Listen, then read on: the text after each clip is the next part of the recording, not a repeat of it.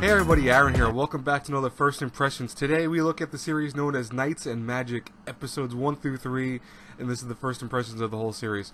So, I'll say this right now. I actually had read some of the fans' translations of Knights and Magic, and I'll tell you that I was a little worried with the first episode because I didn't feel it did a great job of kind of throwing us in the story. So in case you guys don't know the synopsis, or maybe you're new to the whole series, obviously, I'm not going to spoil too much. This is more just kind of telling you if it's worth watching so far. What's interesting is that we have our main character who was an otaku in our world, and he used to love building robots. He was like all over the mecha genre, and for the most part gets hit by a car, which gets him reincarnated into another world of magic and mecha stuff, where he actually is reborn into another body of this young boy who is named Ernesti. And Ernesti, for the most part, is very short in stature, looks like a girl, but is very smart, is very capable. And what's interesting is that he also has some of his memories still from his past life, so he's able to kind of remember how much he loved mecha and how much he loved robots in general. So he's always wanted to aspire to being one of the pilots of these things called Silhouette Knights. Now, the Silhouette Knights, for the most part, though, are run by runners that, he has to pass a certain school for. And so, in the light novel, at least the first one, we had a lot more focus on him going through school. In the first episode of the anime, they kind of go over most of that. They have him, obviously in school, but it becomes kind of like a non-necessary thing to even talk about in the anime. And it worried me a little bit because I thought, oh man, we're going to start seeing huge skips of the content.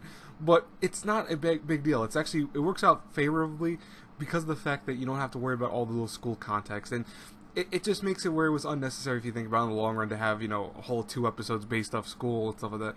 Let's get right into the meat and potatoes of the show, which is, obviously the mecha stuff. And I'll tell you, it's doing a very good job so far. I really enjoy the mecha stuff. I think it goes against a lot of traditional mecha concepts. It still has some of those embedded in it. Like, obviously Ernesti's like super pilot. He's able to get into the machine right away. And despite not even being able to reach the pedals and all that other stuff, he's able to kind of hardwire and hack into it and use it in a different way. It kind of makes his character a little OP, but at the same time, it's not like too annoying OP. Like a lot of times with mecha stuff, you really get that the kind of either balance of a character who barely knows what they're doing, or like is a newborn pilot or new type. In the case of Gundam, where like they get into a pilot, they get into a mech and just immediately know how to pilot it perfectly. So I kind of appreciate that about the show.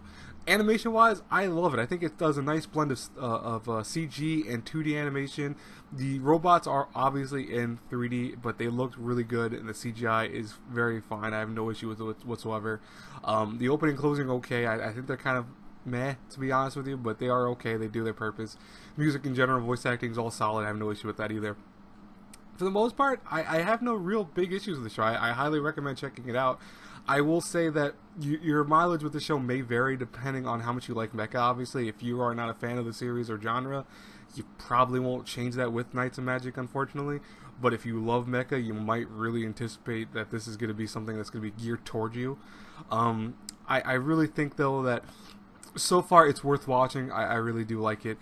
If you really are kind of on the fence about it, though, I would say watch the first 3 episodes. That'll be probably the best test for you, because I think by the 3rd episode, especially with today's episode, which was really good, but it's showing where the series is going in terms of how it's kind of how its foundation has been going forward from the beginning.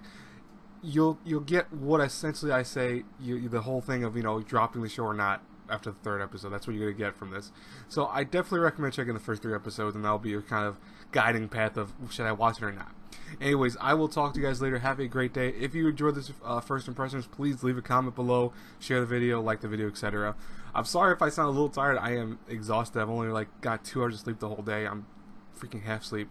I have 2 more reviews I'm going to try to get out. If I kind of get too tired, I probably won't get them out on time, unfortunately. I want to get Fate Apocrypha out when it comes out. I want to get Centaur Life out, and I do also have I have the Welcome to Ballroom, which should be out actually relatively 10 minutes after this or 15 minutes after this, because I'm watching it currently. So yeah, maybe 20 minutes at the most. But I'll talk to you guys later. Have a great blessed day, everyone.